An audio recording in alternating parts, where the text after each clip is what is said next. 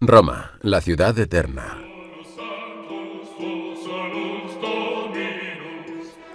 Todos los caminos llevan a Roma, o al menos eso dice el refrán. Sin embargo, durante las primeras décadas del siglo XVI, la Iglesia de Roma, la Iglesia católica, la Iglesia fundada por el propio Jesucristo, quien hizo a Pedro el fundamento de su Iglesia, parecía desmoronarse.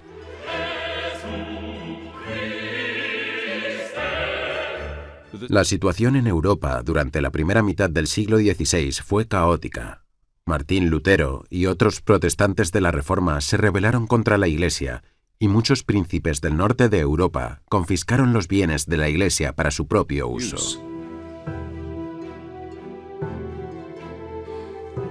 El rey francés Francisco I y Carlos V, emperador del Sacro Imperio Romano Germánico, se habían enzarzado en varias guerras por el norte de Italia. Enrique VIII había creado su propia iglesia en Inglaterra para anular su matrimonio y los turcos estaban a las puertas de Viena. Sin embargo, como dijo Jesús, las puertas del infierno nunca prevalecerán contra la iglesia que él construyó sobre Pedro como el fundamento de la misma.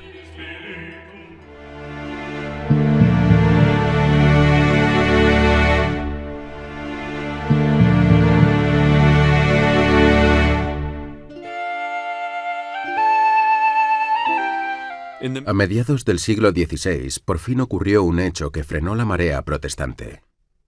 Después de muchos intentos, el Papa Pablo III convocó finalmente un concilio en Trento, ciudad de habla italiana situada en el extremo sur del Sacro Imperio Romano Germánico, convocado para hacer frente a la crisis provocada por la Reforma protestante, el cual iba a ser uno de los concilios más importantes de la historia de la Iglesia.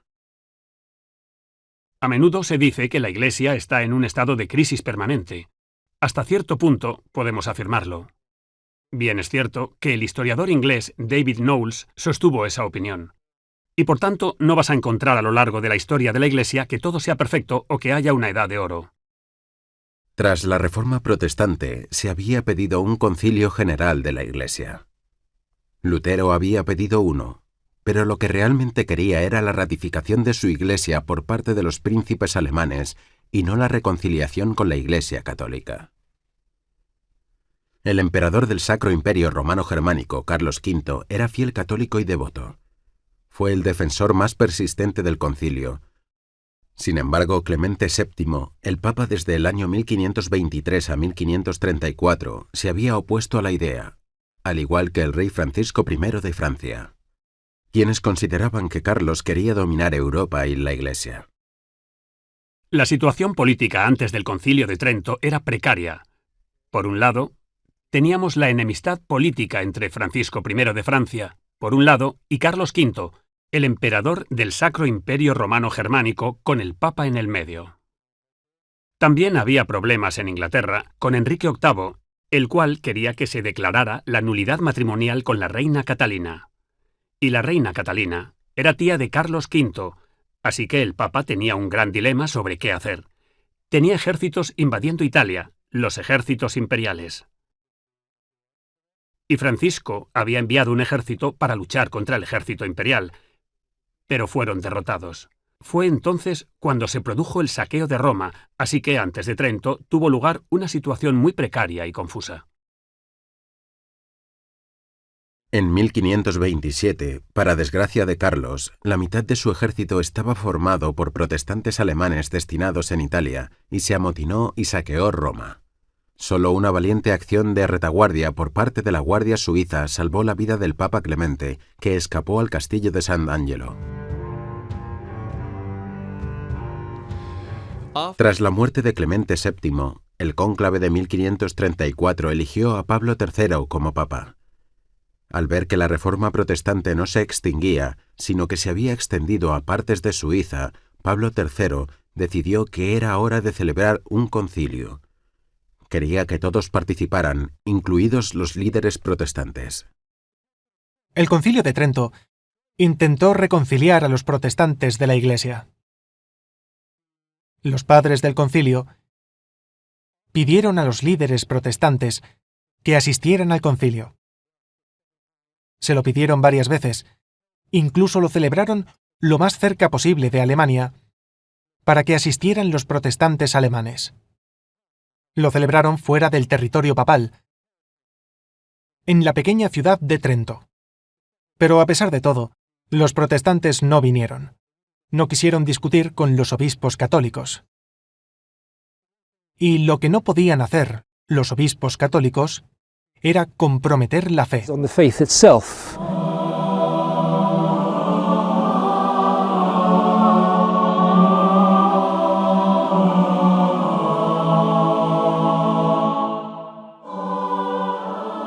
El domingo Gaudete, el 13 de diciembre de 1545, el tercer domingo de Adviento, comienza finalmente el concilio con su primera sesión proclamando el decreto de apertura, después de que el cardenal del Monte celebrara la misa del Espíritu Santo. El concilio llegaría a tener 25 sesiones en 3 periodos de tiempo y supervisadas por 3 papas diferentes, aunque ningún papa asistió nunca. Hubo 3 legados papales en el concilio, los cardenales del Monte, Cervini y Paul. Las funciones de los legados papales eran presidir el concilio, mantener informado al papa y recibir sus instrucciones. El envío de un mensajero a Roma tardaba al menos 3 días. Las reuniones del concilio adoptaron 2 formas, las congregaciones generales y las sesiones formales. En las congregaciones, los teólogos discutían los temas, a menudo fijados por los obispos. Los teólogos examinaban las obras de los protestantes y planteaban cuestiones. Era en las sesiones, siempre en la catedral, donde se leían y pronunciaban formalmente los decretos y cánones.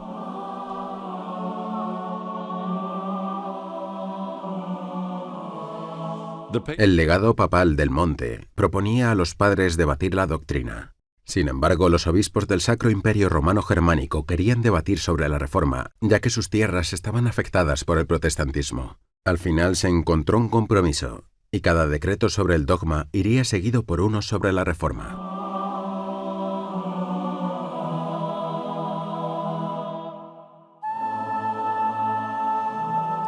La cuarta sesión del concilio acerca de las Escrituras tuvo lugar el 8 de abril de 1546 en la catedral. En ella se especificaron los 73 libros de la Biblia, como en la Vulgata latina.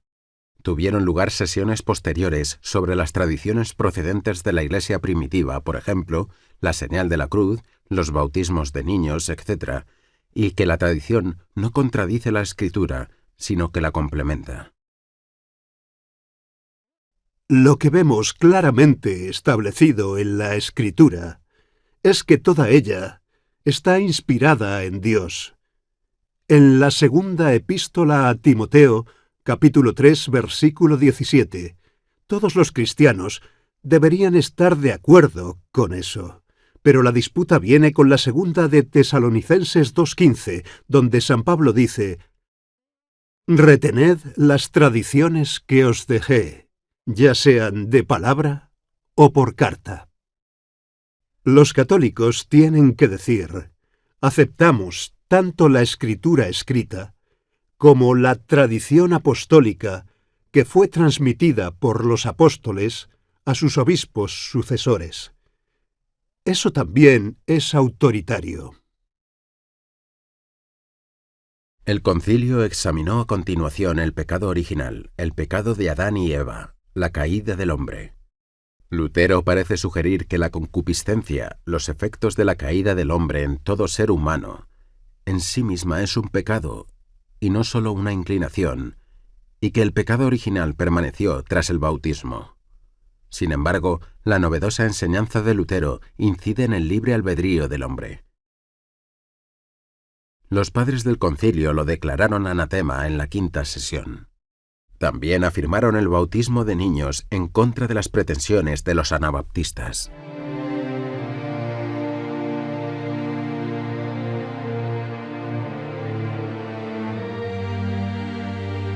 El concilio se dio cuenta rápidamente de que una de las principales cuestiones de la Reforma era la justificación, y esta se convirtió en el centro de la sexta sesión, que tuvo lugar el 17 de enero de 1547. La justificación es la conversión de alguien de estar en estado de pecado a estar en estado de gracia. Y la cuestión que se planteaba entre los protestantes y los católicos era cómo se producía todo esto. Como católicos creemos que obtenemos la gracia a través de la fe, pero esta también está vinculada a las buenas obras, los 7 sacramentos y otras obras como la oración, las peregrinaciones y los actos de caridad. Porque como indica Santiago en su epístola, la fe sin obras está muerta. El punto de vista de Lutero sobre el pecado, el perdón y la gracia era que la justificación venía solo por la fe. Para él, su propio sentimiento de no ser perdonado en el acto de confesión significaba que no funcionaba. Por lo tanto, no hay perdón, solo creencia. Entonces Dios cubrirá todos tus pecados como la nieve que cubre un montón de estiércol. Esta no es una enseñanza bíblica. El concilio, en su sesión sobre la justificación, declaró anatema la creencia protestante de que la salvación venía solo por la fe. Estamos justificados por la gracia de Dios. Sin embargo, todavía tenemos libre albedrío para cooperar con ella o rechazarla, y realizar buenas obras es parte de nuestra cooperación con la gracia de Dios. El libre albedrío es otorgado a nuestra naturaleza por Dios. Así nos creó Dios como seres humanos con libre albedrío. No somos solo unos instrumentos muertos en la mano de Dios. Eso va en contra de la dignidad de la persona humana, porque el hombre fue creado según la imagen de Dios y a la semejanza de Dios. Y, por lo tanto, el hombre fue creado básicamente con el libre albedrío, y de éste depende su destino y la salvación eternos. Y así, Dios vinculó la salvación eterna al libre albedrío del hombre, para mostrar la dignidad del hombre. Por lo tanto, no basta con creer, ya que, como escribe el apóstol Santiago, hasta los demonios creen, y que la fe de Abraham se completó con las obras que realizó. Tenemos que hacer algún tipo de esfuerzo nosotros mismos. En los documentos de la sexta sesión, el Canon 15 proclamó como anatema la enseñanza protestante sobre la predestinación. El decreto de reforma de la sexta sesión reiteró que los sacerdotes y los obispos deben ser residentes y que los obispos solo tienen una sede. El malentendido o la mala interpretación de la predestinación por parte de los protestantes fue señalar que así como Dios quiere que los santos se salven, también desea que los condenados caigan en el pecado y vayan al infierno. Y la Iglesia en el Concilio de Trento afirmó que esto no es cierto. Dios no predestina a nadie a ir al infierno. Y así, la Iglesia rechazó ese punto de vista que a veces se llama doble predestinación. El punto de vista de que Dios elige a algunas personas para el cielo y elige a otras para el infierno.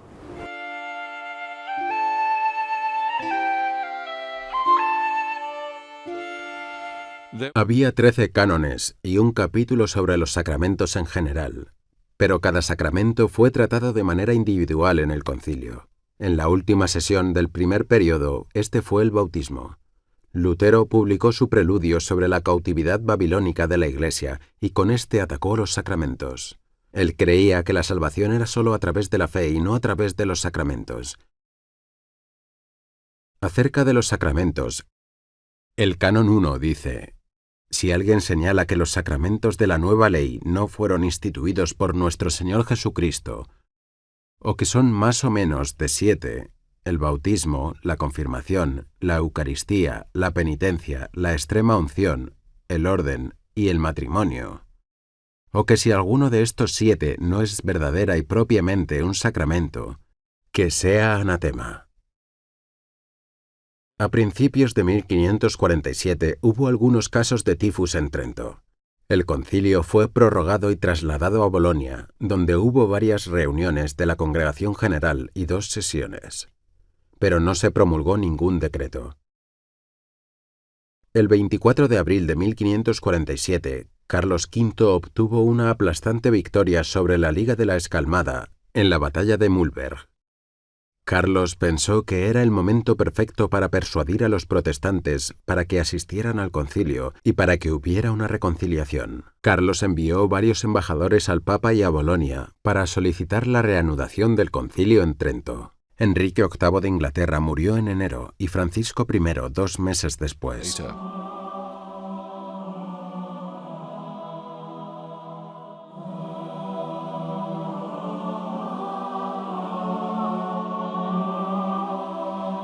El 10 de noviembre de 1549 murió Pablo III. El cardenal del Monte fue elegido papa, tomó el nombre de Julio III y volvió a convocar el concilio en Trento el 1 de mayo de 1551. Carlos prometió que obligaría a los luteranos a asistir. Sin embargo, muy pocos luteranos asistieron y sabían que sus demandas y condiciones serían imposibles.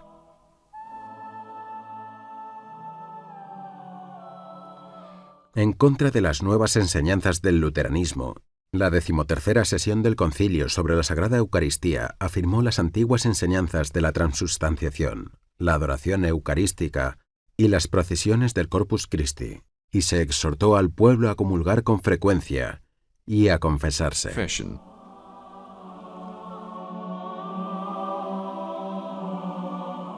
Habían surgido 2 paradigmas diferentes, el protestante y el católico.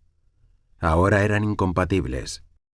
La reforma no consistió en una reforma en absoluto, sino en cambiar las propias doctrinas, creencias y prácticas que los cristianos habían mantenido desde los tiempos apostólicos. El Concilio de Trento diferenció duramente la posición católica de la protestante, pero hubo puntos de convergencia. El Concilio de Trento, por ejemplo, enseña la necesidad absoluta de la gracia para la salvación. Y creo que contribuye en gran medida a responder a algunas de las preocupaciones que planteaban los protestantes. En la 6ª sesión del Concilio de Trento, capítulo 16 concretamente, los padres del concilio enseñan que quien tiene la gracia de Dios en su alma, incluso el bebé que sale de la pila bautismal, puede decirse que ha cumplido plenamente con las exigencias de la ley, porque el amor de Dios se ha derramado en su corazón. El rey de Francia, Enrique II, siempre desconfió del poder del emperador del Sacro Imperio Romano Germánico. Se alió con los protestantes alemanes y el 28 de abril de 1552, Augsburgo cayó en manos de los enemigos de Carlos y el concilio se suspendió por temor a un ataque. Carlos tuvo que pedir la paz, y esto condujo a la paz en Augsburgo de 1555, en la que los gobernantes locales podían determinar la religión de sus territorios. Cuius regio, eius religio.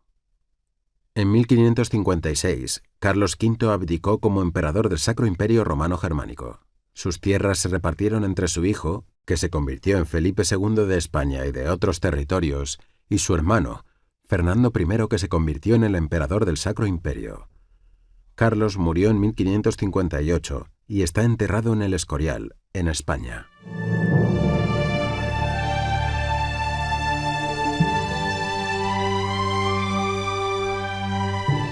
El 25 de diciembre de 1559, Pío IV fue elegido papa tras un cónclave de 4 meses. Había prometido volver a convocar el concilio, y así lo hizo el 18 de enero de 1562, una década después de que terminara el segundo periodo. El panorama político y religioso era completamente diferente. Carlos V, Francisco I, Enrique VIII y Lutero habían muerto. Sin embargo, el protestantismo se estaba extendiendo por Polonia, Escandinavia era firmemente luterana, e Isabel I de Inglaterra había protegido a Inglaterra del protestantismo.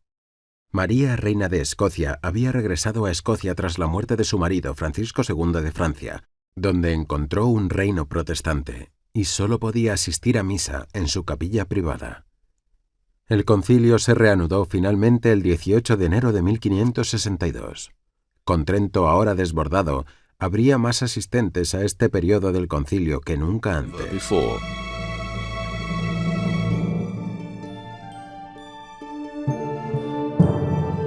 Hubo un sentido de urgencia a lo largo de este periodo del concilio. El decreto de la 21ª sesión sobre el cáliz eucarístico establecía que no era necesario recibir la comunión bajo las dos especies y que los niños no debían de recibirla antes de la edad de discreción.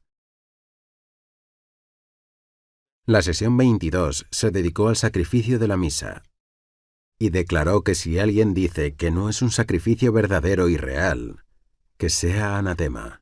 Se afirmó que las misas se pueden decir en honor a los santos y que debía haber ornamentos y signos externos, como el incienso. También se confirmó que la misa debía celebrarse en latín. El Concilio de Trento se desarrolló en la línea que los papas esperaban, siendo estrictamente doctrinal, pero por otro lado también pastoral y reformista, tal y como el emperador había deseado. Los concilios generales que condujeron a la sesión 23 se ocuparon de la reforma del clero. Esta debía llevarse a cabo imponiendo una disciplina más estricta, y los sacerdotes debían ser formados en seminarios, ya que muchos de los clérigos eran ignorantes. El concilio declaró que la casa de Dios debía ser en sí una casa de oración y ordenó al papado una reforma misal y del breviario del rito romano. Para eliminar los abusos y la reforma litúrgica, a veces poco rigurosa, que se había introducido en ellos. El decreto doctrinal sobre las órdenes sagradas reiteró que la ordenación era un sacramento instituido por Cristo.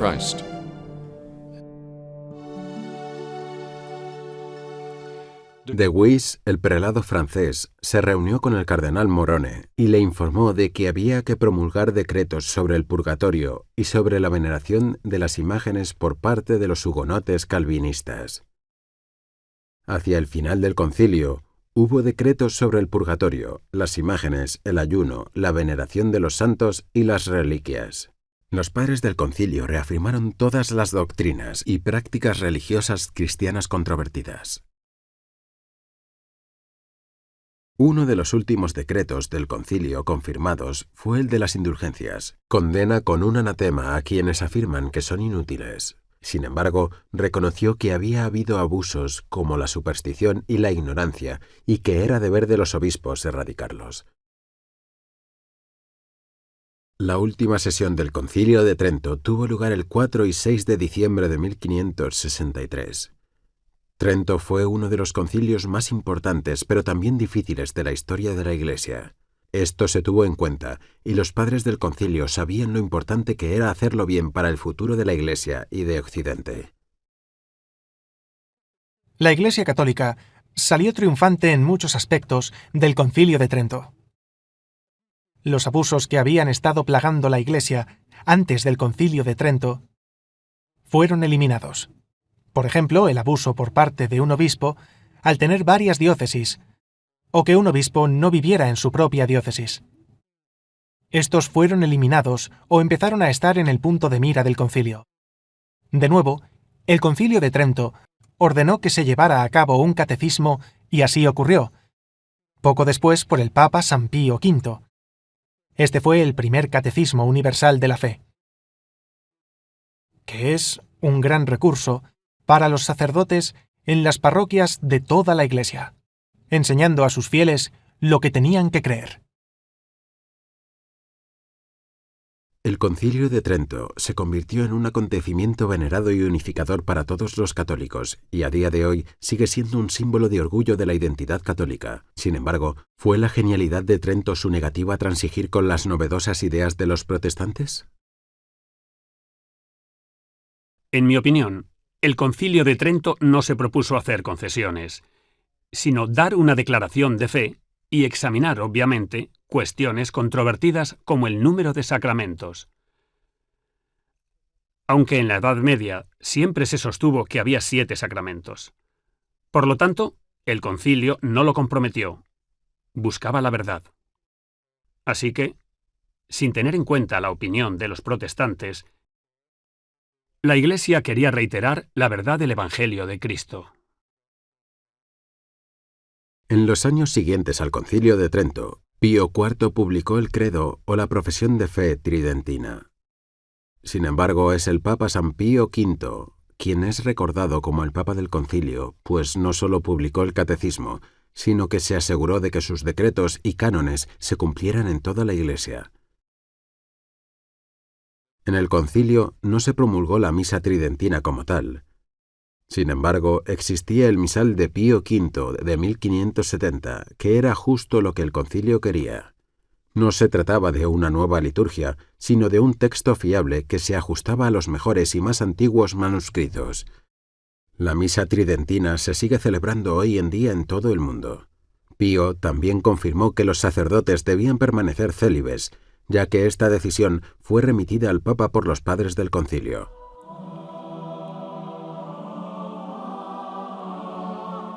El Concilio de Trento trató de reconciliar a los protestantes. Sin embargo, los padres del Concilio sabían que no podían comprometer la fe que se remontaba a Cristo y a los apóstoles.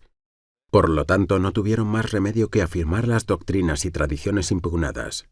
Esta afirmación, junto con una reforma católica, inspiraría a los fieles con nuevos santos y órdenes religiosas, especialmente los jesuitas, que se presentaron para reconvertir muchas de las tierras que se habían perdido para la Iglesia, y para difundir la fe a nuevas tierras, de modo que el catolicismo se convirtió en una religión verdaderamente global.